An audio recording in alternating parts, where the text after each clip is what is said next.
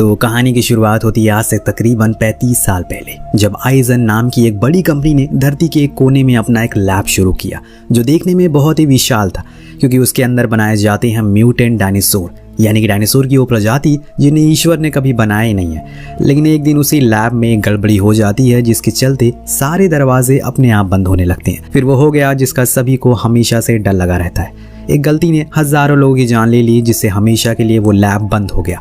वो mutant dinosaur आज़ाद हो गए, पर बढ़ती आबादी और प्रदूषित हवा के चलते वो धरती से दूर उसी क्षेत्र में रहना पसंद करते हैं जहाँ किसी ज़माने में वो लैब हुआ करता था, जहाँ जाना इंसान के लिए सख्त मनाही है। अब आता है आज का दिन, जब मार्टिन नाम का शख्स को न्यूयॉर्क के ट्रैफिक में हम फंसा हुआ देखते हैं, क्योंकि आगे सड़क पर एक डायनासोर आ चुका है, इसीलिए लोगों ने भीड़ लगा ली। उसे देखने के लिए शायद वो अपना रास्ता भूल चुका है। इतने में ही मार्टिन की कार में जोरा नाम की लड़की आकर बैठ जाती है।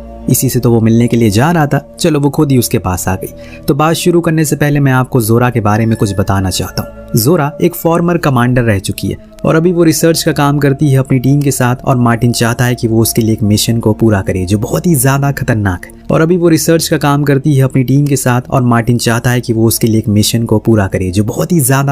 है। पर मार्टिन जानता है कि इस काम के लिए सक्षम है, इसीलिए उसने उसे चुना है। हालांकि यहाँ उसे वो सब कुछ नहीं बताता, पर हाँ इतना ज़रूर शेयर करता है कि उसकी कंपनी कैंसर के मर्ज का इलाज बना रही है, जिसके लिए उन्हें उन म्यूटेंट डायनासोर के खून के सैंपल चाहिए, जो उस रेस्ट्रिक्टेड एरिया में रहते हैं जहाँ जाना इंसानों के लिए सख्त मना है। पर मार्टिन की मोटी रकम को सुनकर जोरा मान जाती है। इसके बाद ये लोग शहर के एक म्यूजियम में जाते हैं, जहाँ इनकी मुलाकात होती है डॉक्टर हेनरी से। दोस्तों, यही वो सबसे पहले शख्स हैं जिन्होंने सलाह दी थी कि अगर किसी को कैंसर का क्योर बनाना है तो उसके लिए उन्हें 3 बड़े डायनासोर के खून के सैंपल लेने होंगे, जो हवा, जमीन और पानी तीनों जगहों के सबसे विशाल होंगे।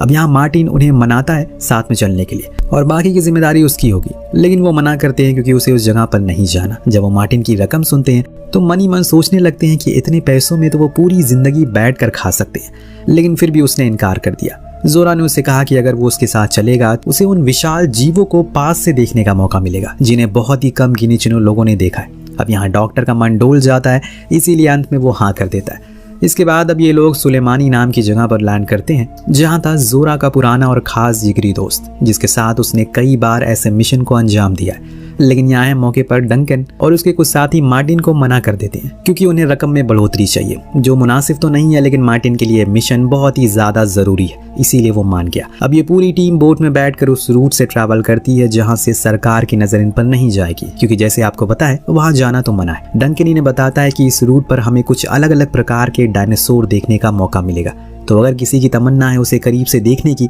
तो उसके लिए जगह जन्नत जैसी है। अब हेनरी मन ही मन ये सब सुनकर काफ़ी खुश होता है, क्योंकि इन सब से उसे बहुत ही लगाव है, इन जीवों से। यहाँ वो अपने खास हथियार को दिखाता है, जो असल में एक तीर था, जिससे कि ये सैंपल लेने वाले हैं।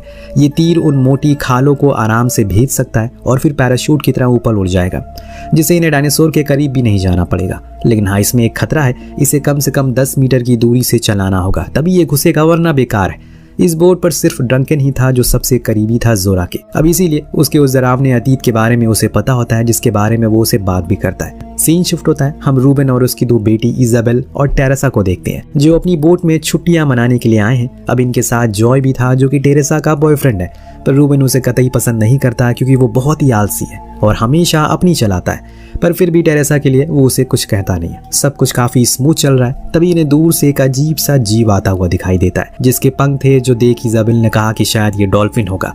जब वो जीव इनके करीब से गुजरा तो अंदाजा हुआ कि ये डॉल्फिन नहीं, बल्कि समुद्र का सबसे बड़ा डायनासोर मोसोसॉरस है, जो अब इनके पीछे पड़ चुका है। रूबेन ने बोट की स्पीड को तेज किया, लेकिन इस बारी वाली टक्कर से इन्हें रफ्तार भी रोक नहीं सकी। पलक झपकते ही वो नाव पानी में पलट जाती है। परिवार के 3 सदस्य तो ऊपर आ जाते हैं, लेकिन जॉय का कोई अता पता नहीं था। टेरेसा को उसकी फिक्र हो रही है, तभी मोनोसॉरस फिर से लौट आता है, लेकिन इस बारी वो इनकी पलटी हुई नाव को नीचे से होकर गुजरता है। इतने में इन्हें दूसरी तरफ जॉय भी दिख जाता है, जो उस रेडियो बैग को लेकर ऊपर आ गया ताकि ये किसी से मदद मांग सके। अब दोस्तों, रात होती है, हम जोरा को अकेले डेक पर बैठा हुआ देखते हैं। उसकी आंखों में आंसू थे। इतने में हेनरी भी वहां आ गया, जिसने पूछा कि क्या सब कुछ ठीक है, तो जोरा ने झूठ कह दिया कि हाँ, बस उसे नींद नहीं आ रही थी, इसीलिए वो ऊपर आ गई।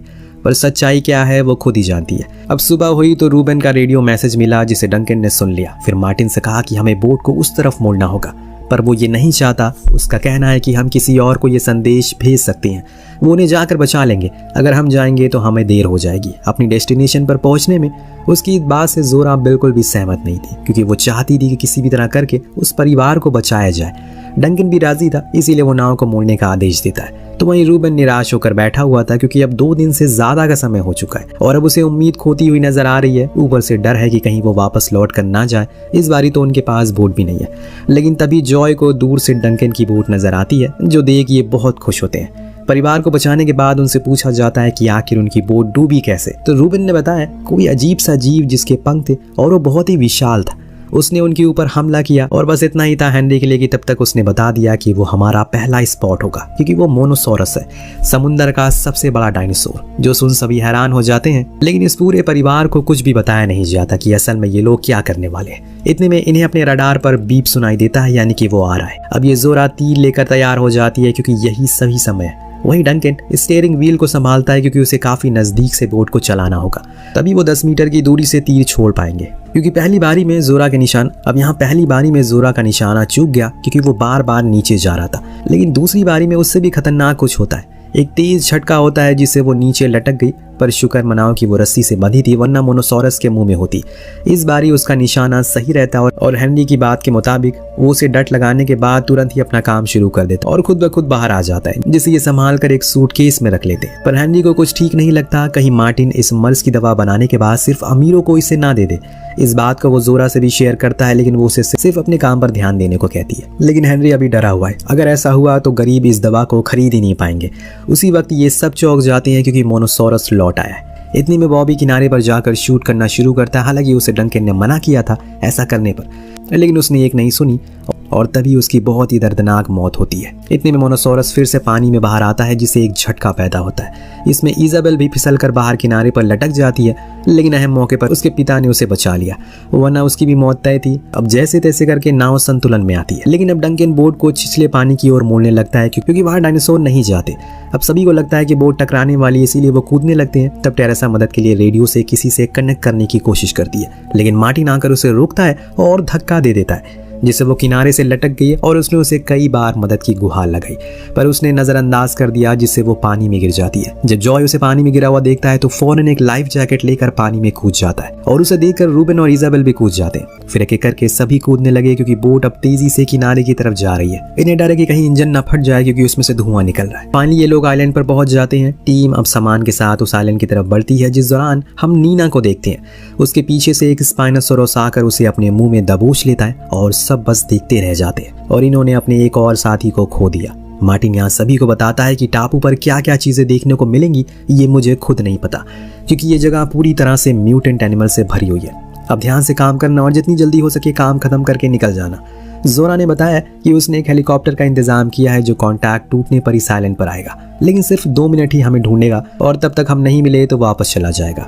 अब फेंसिंग को तोड़कर मिट्टी पर कदम रखते हैं, जो इंसानों के लिए नरक है। धीरे धीरे कदम बढ़ने पर इनका सामना दलदल से होता है, जिसमें चलते टाइम जोरा मार्टिन से उस लड़की के बारे में पूछती है, क्योंकि उसने आखिरी बार उसके साथ देखा था, पर वो झूठ कह देता है कि उसे कुछ पता ही नहीं है। दलदल को पार करने के बाद मार्टिन पास में ही बह रही नदी से पानी भर रहा था कि तभी उसकी नजर एक बड़ी ही भयानक चीज पर पड़ी। उसके ऊपर असल में एक जंगली हेलीकॉप्टर गिरा पड़ा था, जिसका पायलट कंकाल बन चुका था। उसके हाथ में एक बंदूक थी, जिसे वो चुपके से अपने पास रख लेता है। रूबेन और उसके परिवार भी अब साथ आ चुके हैं, लेकिन जब उन्होंने इस टापू की सुंदरता को देखा तो भयभूत हो गए। इस बीच उन्हें आइजन कंपनी की गैस पाइपलाइन भी मिल गई, जिसके बारे में कई बार मार्टिन के मुंह से रूबेन ने सुना था।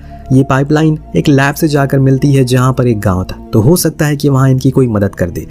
ये लोग उसी पाइपलाइन को फॉलो करते हुए आगे बढ़ने का निर्णय लेते हैं। अब यहाँ इजाबेल को एक छोटा सा कोयला मिलता है, जिसे देखकर पहले तो वो डर जाती है, लेकिन बाद में उसके पिता उसे समझाते हैं कि ये शाकाहारी है, कुछ नहीं करेगा। अब रात होने पर ये लोग वहीं आराम करते हैं। जब जॉय टॉयलेट करने के लिए जाता है तो उसके पीछे 2 म्यूटेंट बैट को हम देख पाते हैं, जो उस पर हमला करने वाले थे, कि तभी एक बहुत ही बड़ा डायनासोर आकर उसे मार ले जाता है और बेचारे जॉय का टॉयलेट ही रुक जाता है। धीरे धीरे परिवार आगे बढ़ रहा है, क्योंकि टेरेसा के पैरों में घाव है, जिसकी वजह से ये तेज नहीं चल सकते। इस बीच इन्हें समझ में नहीं आता कि असल में इनके आगे एक खाई है, इसीलिए सभी उसमें गिर जाते हैं। तब रूबेन को कुछ अजीब सी बू आती है, जो साइड में बह रही नदी के उस पारी से आ रही थी, जहाँ एक सड़ा हुआ डायनासोर पड़ा था। लेकिन वहाँ कुछ और भी था, जो इनके काम आ सकता है, एक बोट। पर उसके साइड में सो रहा था एक विशाल डायनासोर। इस ओर टीम एक घाटी में पहुंचती टाइटोसोनोरस मिलान करते हैं, ये काफ़ी अद्भुत था देखने के लिए, इसीलिए हेनरी उनके करीब जाकर उन्हें छूकर महसूस करता है। ये पल उसके लिए काफ़ी भावुक होता है क्योंकि ऐसा कुछ उसने कभी सोचा नहीं था। जोरा मौके का फ़ायदा उठाकर बड़ी ही आसानी से सैंपल को ले लेती है। अब इनके 2 सैंपल हो चुके हैं और बचा है सिर्फ एक, जो उड़ने वाला सबसे बड़ा डायनासोर है जिसका सैंपल लेना बाकी है, लेकिन उसे पकड़ पाना बहुत ही मुश्किल है। दूसरे सीन में हम टेरेसा शेड पर पहुंचकर उस राफ्ट को हासिल कर लेती है, पर जब उसने उसे खोला तो उसकी आवाज़ से शैतान जाग गया, यानी कि वो बड़ा डायनासोर। मतलब ये था कि अब मौत का नाच होगा। पूरा परिवार फौरन राफ्ट में बैठकर तेजी से पैडल करने लगता है और भागने लगता है, लेकिन वो शैतान इनके पीछे था और परिवार पूरी ताकत चप्पू को चला रहा था। लेकिन उस शैतान की रफ्तार ज्यादा थी, जिससे ये हुआ कि वो उनके सामने आ गया और पूरी राफ्ट को ही पलट दिया। अब इनकी किस्मत अच्छी थी कि नदी की लहरें तेज थी, जिसकी मदद से बाकी के लोग बहकर एक चट्टान के पीछे छुप जाते हैं। लेकिन टेरेसा को इजाबेल का ख्याल आया, वो कहीं दिखाई नहीं दे रही है, तो हमने देखा कि वो राफ्ट के नीचे ही दबी हुई है, जिसकी चीखें वो शैतान सुन लेता है। टेरेसा तेजी से उस चट्टान की तरफ भागती है जहाँ उसका परिवार था और वो विशाल डायनासोर भी था, लेकिन वो इस ओर आने में नाकामयाब हो जाता है क्योंकि उसका शरीर बेहद ही बड़ा था। इसीलिए वापस लौटकर इनकी जान बच जाती है और इसे कहते हैं मौत के मुंह से वापस आना। वहीं दूसरी ओर जोरा की टीम अब अपने तीसरे शिकार की तरफ बढ़ती जा रही है, जिसके लिए उन्हें एक चट्टान से नीचे उतरना होगा क्योंकि वो सबसे बड़ा उड़ने वाला डायनासोर का घोंसला है। अब उन्हें उसके अंडे के सैंपल को लेना होगा क्योंकि उड़ते हुए डायनासोर का सैंपल लेना बहुत ही मुश्किल है। अब ये रस्सियों को बांधा जाता है, फिर एक एक करके तीनों नीचे उतरते हैं। हेनरी को ऊंचाई से काफी डर लगता है, पर फिर भी उसने अपने डर पर काबू पाया। वहीं ऊपर डंकन इन रस्सियों को देख रहा था कि तभी उसकी नजर एक छोटे जीव पर पड़ी, जो भागकर एक गुफा में चला गया। झाड़ियां हटाने पर पता चला कि एक प्राचीन मंदिर का प्रवेश द्वार है। नीचे अब ये लोग उस अंडे तक पहुंच जाते हैं, पर वो जिस जगह पर रखा है वो उसी मंदिर का हिस्सा है, जिसे देखकर इन्हें बहुत ही आश्चर्य होता है कि आखिर ये मंदिर कब की होगी। हेनरी एंडो के सैंपल लेना शुरू करता है, जिस दौरान जोरा उससे पूछती है कि आखिर वो क्या चाहता है, ये सैंपल किस चीज में यूज हो। तब उसने कहा कि मैं चाहता हूँ कि ये सभी के लिए खुले, ताकि करोड़ों लोग अपना इलाज करवा सकें, चाहे वो अमीर हो या फिर गरीब हो। और ये सब बात हो रही होती है कि तभी अचानक से रकलेस, जो कि बाहर इन्हें देख रहा था, उसके पास वो डायनासोर आ जाता है जिसके अंडे के साथ ये लोग छेड़छानी कर रहे थे। रकलेस बहुत ज्यादा घबरा जाता है और फौरन डंकन को ऊपर खींचने को कहता है। इन दोनों को भी पता चल चुका है कि खतरा आ चुका है। इन्होंने फौरन काम को पूरा किया, लेकिन दोस्तों देर हो गई। अब वो इन्हें देख लेता है और अपनी चोंच से इन पर कई बार वार करता है। इससे ये होता ये है कि वो सैंपल वाली शीशी उनसे छटक कर दूर चली जाती है। तभी रकलेस उस डायनासोर का ध्यान भटकाता है, लेकिन यही उसकी मौत की वजह बन जाती है। डंकन अपने सामने अपने एक और दोस्त को खो देता है, लेकिन अब वो उसे भागना पड़ेगा। वो उसी मंदिर में घुस जाता है, पर नीचे हालत बिगड़ रही है क्योंकि हेनरी अब लटक चुका है और वो शीशी भी एक क्लिफ पर अटक चुकी है। वो तो सही समय पर जोरा ने उस रस्सी को पकड़ लिया, वरना अनर्थ हो जाता। खैर, अब सही सलामत सब नीचे पहुंच जाते हैं और इनके सैंपल भी नीचे आ गया है, तो अब ये लोग अपने घर जा सकते हैं। उधर परिवार राफ्ट की मदद से फाइनली वो आइजन की लैब तक पहुंच जाता है, जहां पर हेलीपैड मौजूद था। टेरेसा जोर जोर से चिल्लाती है मदद के लिए, जिसे जोरा और उसकी टीम सुन लेती है क्योंकि वो लोग भी वहीं मौजूद थे। जैसे ही टेरेसा ने मार्टिन को देखा, वो उस पर भड़क गई और खूब गालियां दी। सभी ने माहौल को शांत कराया, लेकिन दोस्तों इससे भी बड़ी मुसीबत इनका इंतजार कर रही है। वहाँ 2 डायनासोर आ चुके, जिनसे बचने के चक्कर में फिर से ये दोनों ग्रुप अलग हो जाते हैं। परिवार एक स्टोर में छुप जाता है और गेट को मजबूती से बंद कर देता है, पर वो डायनासोर तो छत को तोड़कर अंदर घुस जाते हैं। हालांकि तीनों लोग तो बच चुके हैं, लेकिन सिर्फ इजाबेल थी जो कोयाला को बचाने के चक्कर में फ्रिज में छुप जाती है। जैसे ही वो वहां से आगे बढ़ती है, फौरन भागकर अपने परिवार के पास आती है, जो एक ड्रेनेज सिस्टम में छुप गए थे।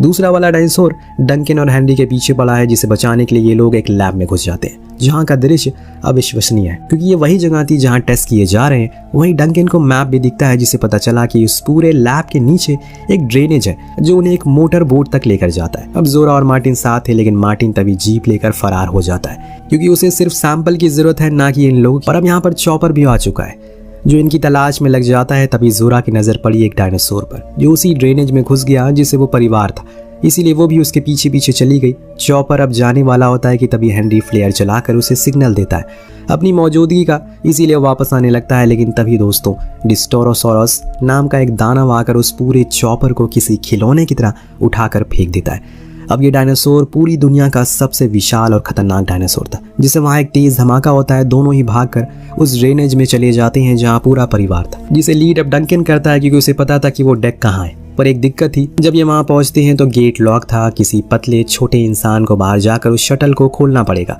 इजाबेल तुरंत तैयार हो गई, डेक को खोल दिया, लेकिन तभी उनके पीछे वो हैवान आ चुका है, जिसे देखकर सभी के रोंगटे खड़े हो जाते हैं। लेकिन इतने में ही वहाँ एंट्री मारता है मार्टिन, जिसकी जीप की आवाज़ से ही उसका ध्यान भटक गया और इसी का फायदा उठाकर ये लोग भाग गए। मार्टिन को तो उसने कच्चा ही निगल लिया, बस बचा था तो उसका हाथ, जिसने उसे वो सैंपल पकड़ा था, जिसे जोरा पकड़ लेती है। पूरा समूह अब डेक पर, लेकिन वो भी आ चुका है। इसीलिए अब डंकन ने खुद की जान की कुर्बानी का सोचा, क्योंकि ऐसे ये लोग यहाँ से जिंदा नहीं जा पाएंगे, और इसीलिए एक फ्लेयर जलाकर वो उसे दूर ले जाने लगता है जिससे ये लोग बच जाए। हालांकि जोरा ने उसे ऐसा करने से बहुत रोका, वो बहुत चिल्लाई, लेकिन कुछ ही देर बाद उसे वो रोशनी बुझती हुई नजर आई, यानी कि उसका साथी हमेशा के लिए उससे दूर जा चुका है। और इधर दूसरी तरफ इन्होंने बोट को शुरू कर दिया और अब उस द्वीप से बाहर निकलने लगे। सभी के चेहरे पर एक मायूसी थी, क्योंकि उन्होंने अपने साथियों को खोया था। लेकिन तभी अचानक एक फ्लेयर जल उठती है और जोरा पीछे मुड़ी तो वहां डंकन था। जी हाँ दोस्तों, वो जिंदा है, जिससे ये फौरन जाकर बोट में बैठा लेते हैं और उस आइलैंड से बाहर निकल जाते हैं। अब यहाँ कोयाला भी इजाबेल के पास ही था।